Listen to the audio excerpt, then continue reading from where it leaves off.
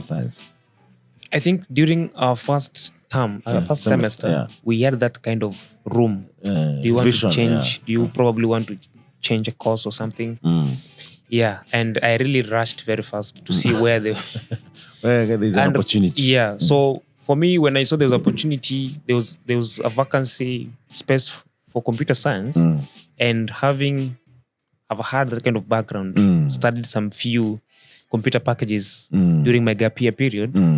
I really thought probably this is something I can scale with. I can try to test it out. Yeah, because it was not much into there is market out there. Yeah, but it was much of like it was interesting. I think the package thing was really interesting. If this is what I'm coming to expand here, probably it could lead something. Yeah, but it's through that now being able to change the course and getting to experience a lot of things there. That's when I also. But what I can tell you is that one of the things also which motivated me to change to computer science is that still during the gap year period, that's when I got linked to Swahili Box by Hatua. Okay.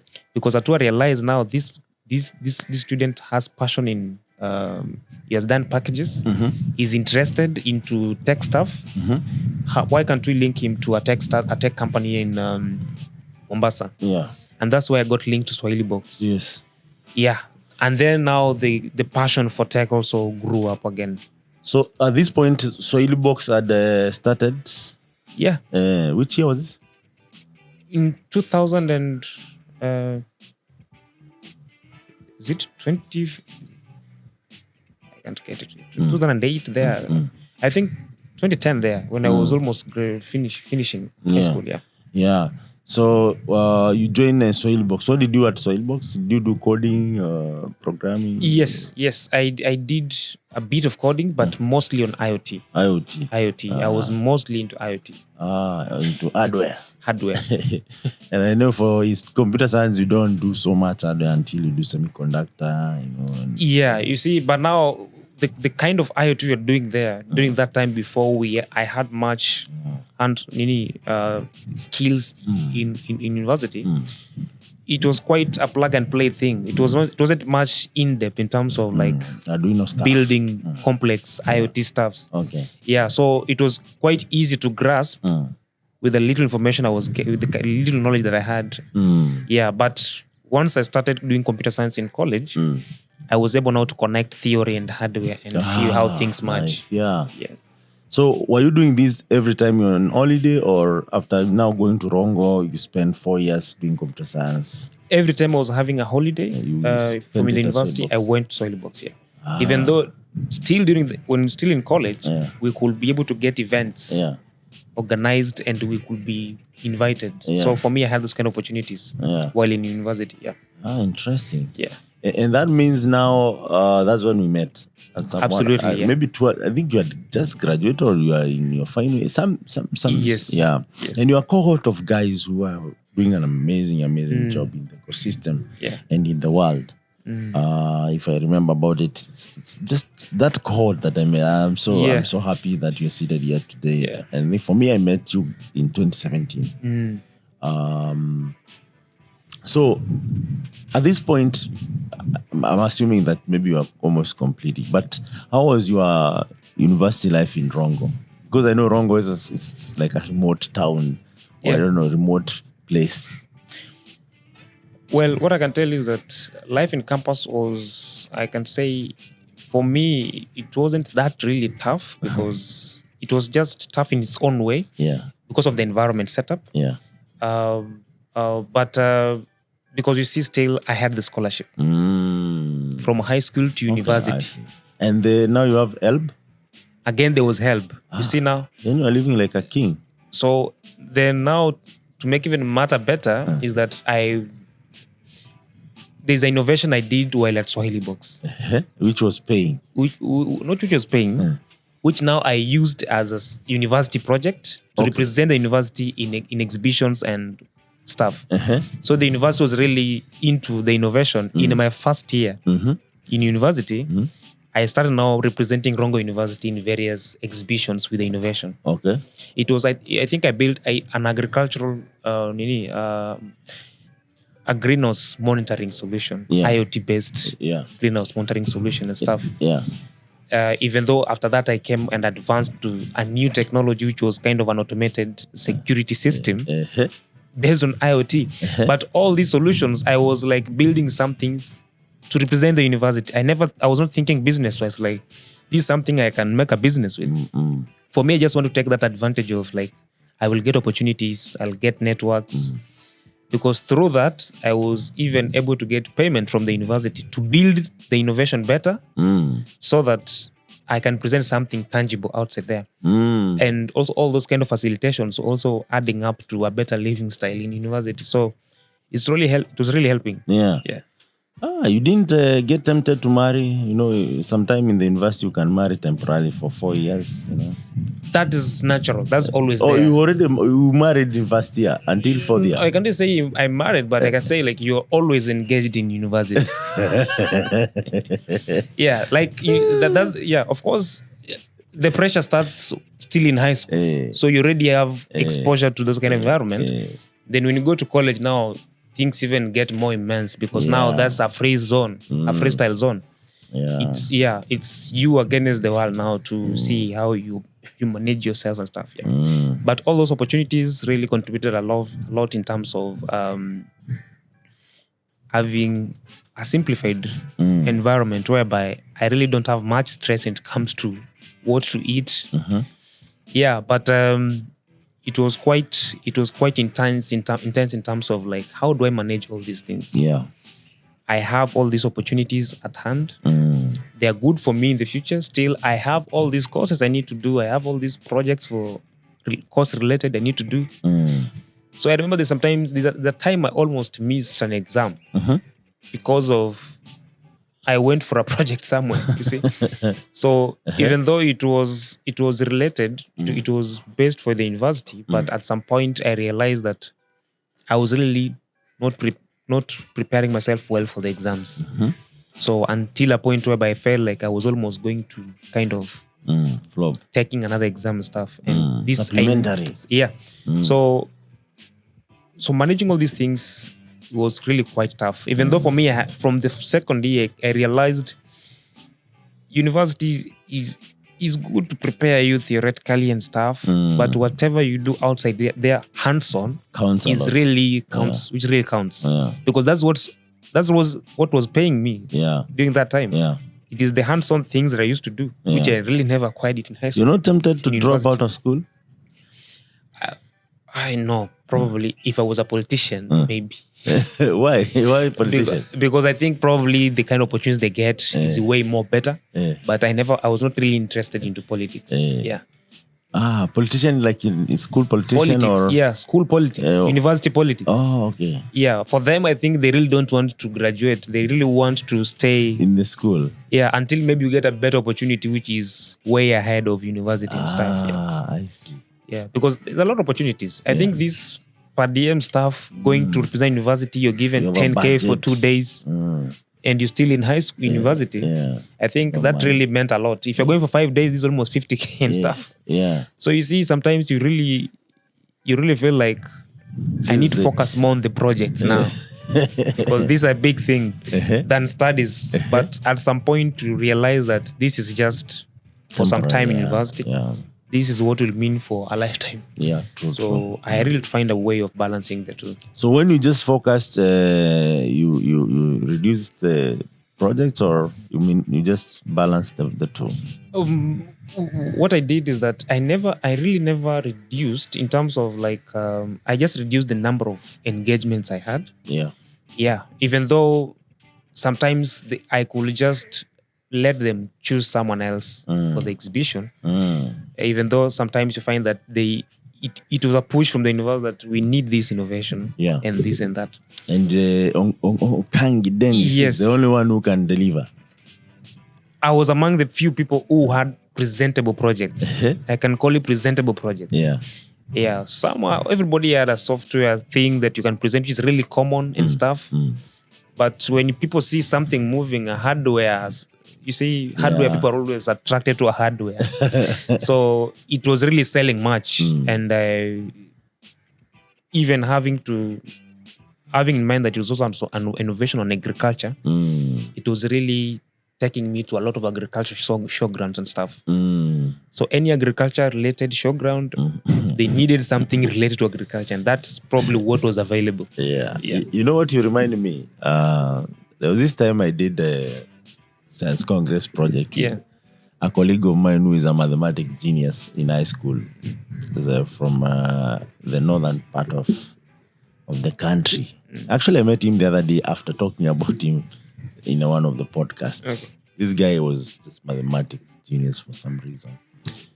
And I convinced him for some, he was my desi, so I convinced him why we should be doing this project because the school itself never participated in Science Congress.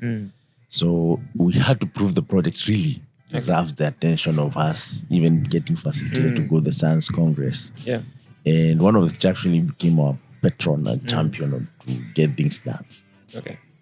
And we went to Egerton. I think it's called what nowadays? Chuka University. Okay. Used to be Egerton Constituent College then.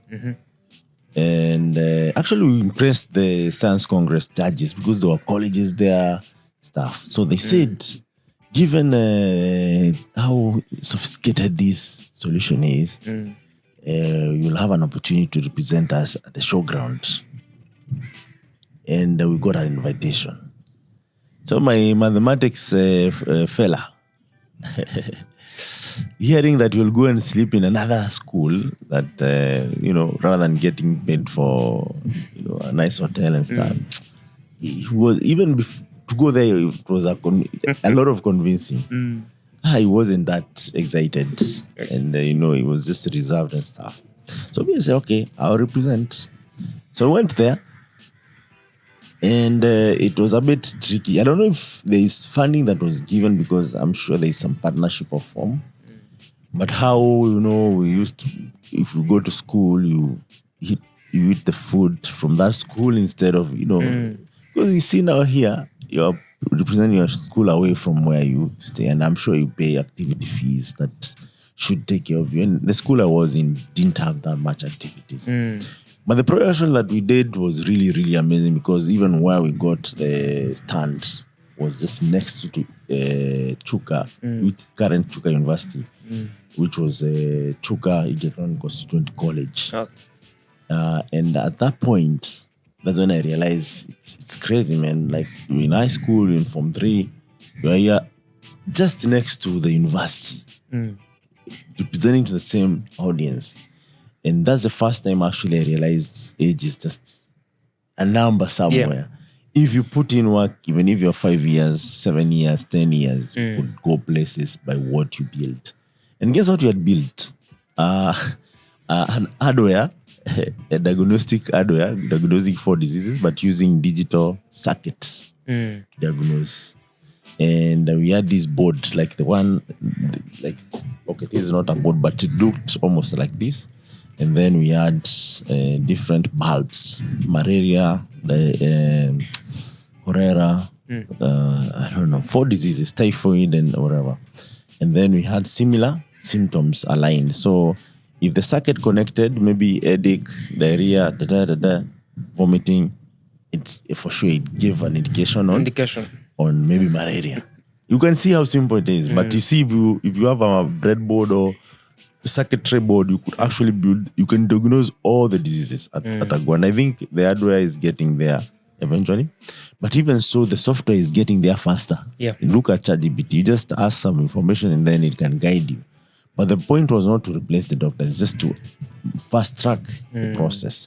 So for me, by then I was just wanted to go to Science Congress, to be honest. Okay. And I found that something that actually could make me win until at that level I could go to the showground and show it.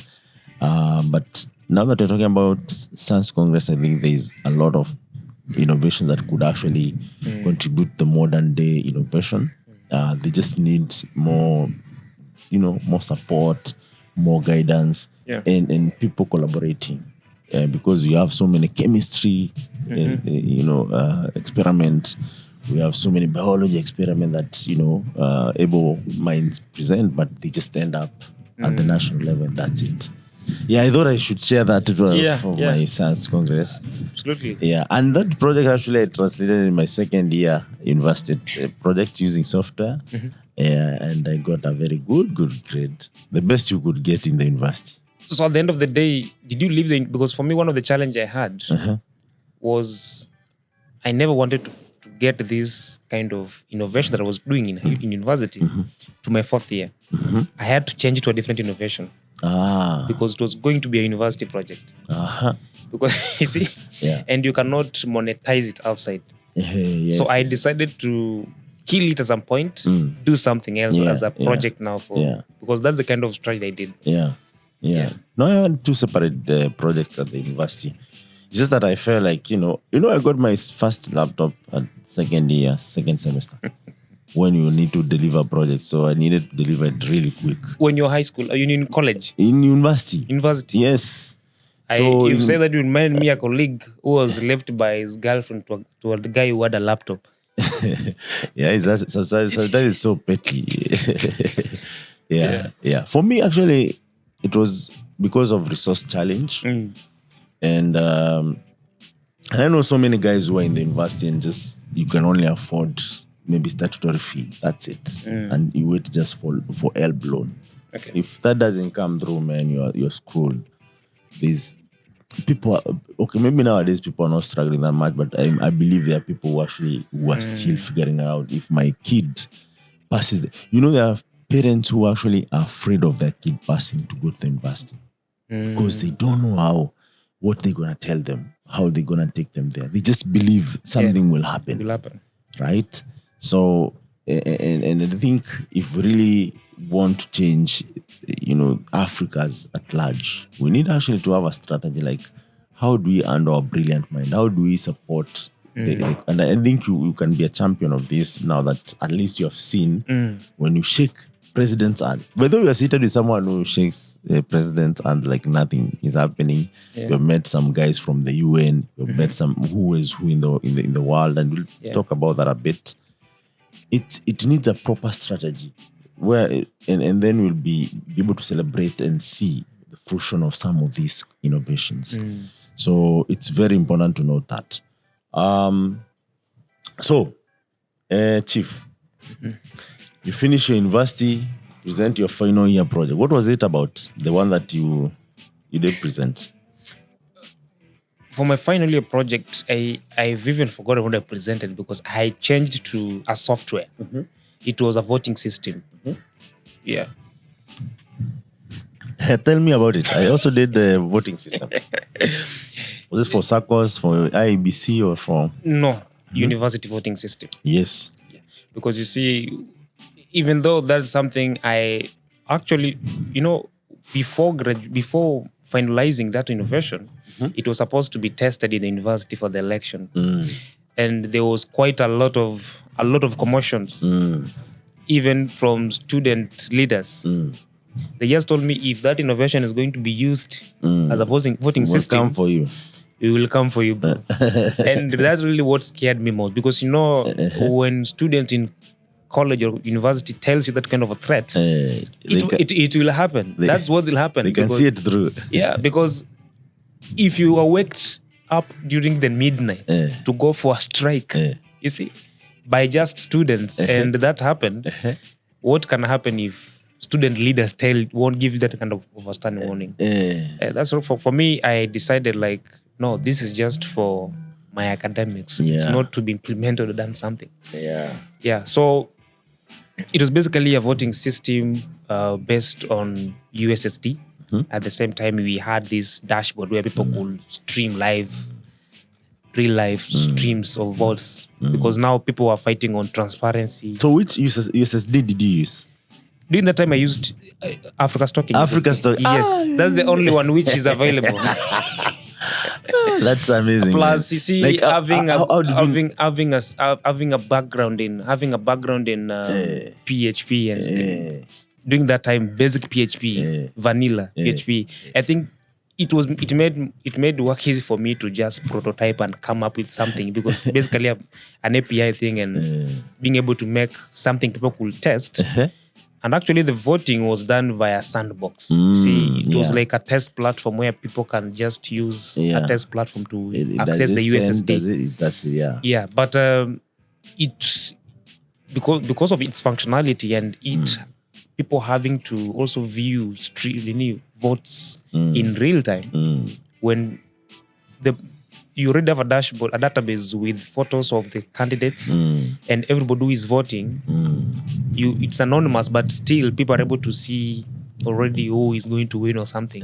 In real time. Yeah, but that's the kind of idea that I decided like this can be a university project, even though I knew it's almost 99.9% hard to be implemented in universities. No, I hear you, Kaka. I hear you. I went all the way. I said like, I briefly worked for IUBC when they were taking the biometrics. Yeah. Right now the IUBC uses biometric to verify the voters. So I was part of the team, the initial team that actually was helping them with the computing around that. Yeah. For around 3 months. Of course, they got the system, I don't know, from France or something. But of course, it had a lot of bugs, needed to be patched. So that I did that at scale for at least one constituency, I would say. And ideally, I was supposed to be a supervisor. But when the I don't know what they are called, the guys who head the constituency, the head, how IBC works is that they have like 3-4 employees in every constituency that are permanent employed. So you'll find them there after all these other guys temporarily who work for IBC, which is like graduates, maybe from 4 leavers who work during election or when they want more workforce. So when this head of that constituency realized what I'm doing in school is computer science, and that's when they're trying to do biometrics, they promoted me a bit to help them with the patching so that they don't keep going to Likoni Road in Nairobi to get the work done. And, I got a good package. I was happy. So this actually idea gave me like, why the hell do you need all these so many computers just to do a simple thing like election? But when you think about it, if we're really honest that we want to implement elections, it should be a 2-hour affair. And your president, your county. I hope these guys will all come. Your governor.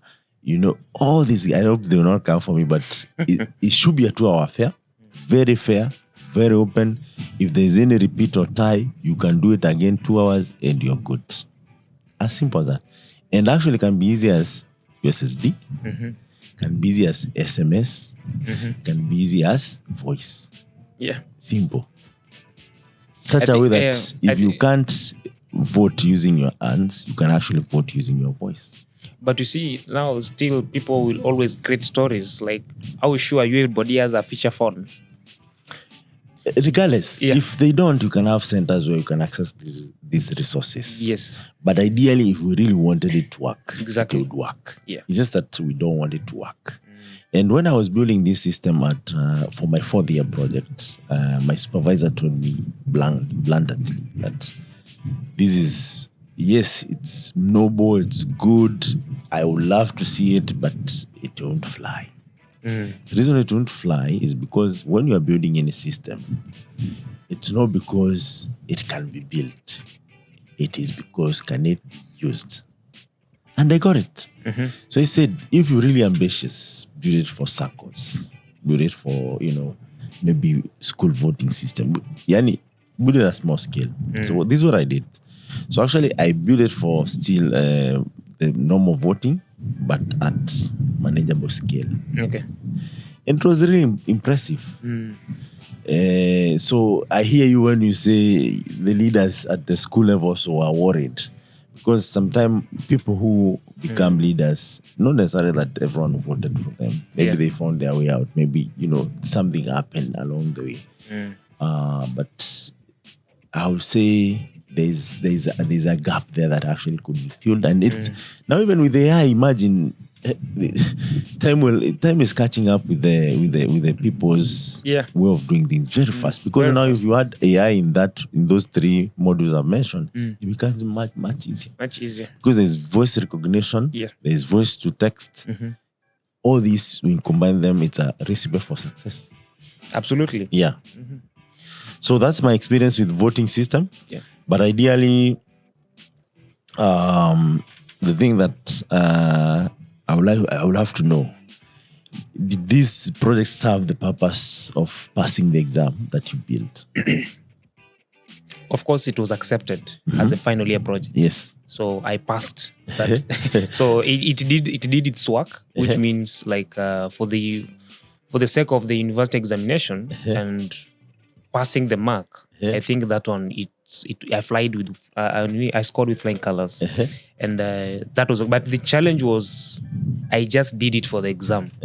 I took a lot of time building it and stuff, just to showcase to supervisors that this is what I've done, and yeah. But it's really painful when you make something that can't be scaled. So that's the only I can say was the only painful part. Probably I thought of maybe just putting somewhere open source now for people to deal with it. Yeah. At least I can say I did something meaningful. Yeah. So it's an open source project right now. I wanted to do it, but I decided to put it private for some reasons, even though, but probably maybe in the future I will release it open source, and it's among many projects I did in campus. But maybe open source it. Maybe you can contribute and see what turns out from it. Yeah. Now you finish your undergrad. Yes, and you come to Swahili Box fully. Yeah, that's when we met, or I'm not sure. Yeah, around 2017, sure. Right? I graduated 2018. Okay, you were at some few semesters. Yeah, I think I met you probably when I'm almost. Yes. And you're outstanding, actually. You remember we met at Kamara Center? The Tech Tab, exactly. Where Japheth was, Daniel, I think, Kecheruto. That whole big team. Yeah. You guys are making it. Actually, most of you have made it. I don't know, some of you are there, but majority of you are not. Yeah, I think Swahili Box has that kind of a blessing hand. I think almost, if not 199% of the people who have walked that road through Swahili Box, and they really have a story to tell. Does it still exist, Swahili Box? Yes, because up to date for me, I meet with my mentors. I still call them my mentors right now because we meet with them, and probably it's more an advisory partner for my business. Yeah, they need to be proactive to some extent and revive the whole process. But that's a conversation that could be adding different quarters. So you come out here, and now you start building hardware seriously for money. You know, sometimes it's you never know what will sell out there. So you just have to. I started by first of all freelancing, trying to build solutions for people and stuff. But I realized that was not really not really my thing, because I don't want to be doing different projects every now and then. I just wanted to build something, then scale something. Then grow with it. I think that's where my passion was mostly there. So I've been really working on various projects, testing them out and see what the market says. Even though when starting up, I started making things without we call it the top-down approach. Which was really not working out at the end of the day. Because you build a solution, then you go to look for a market and find people who can buy it, and you get feedback. Don't build this thing now. Do something else. So you're really wasting a lot of time building a solution, then look for people to buy into your idea, and it was really not working out. So I have a lot of banked projects which I did top down, and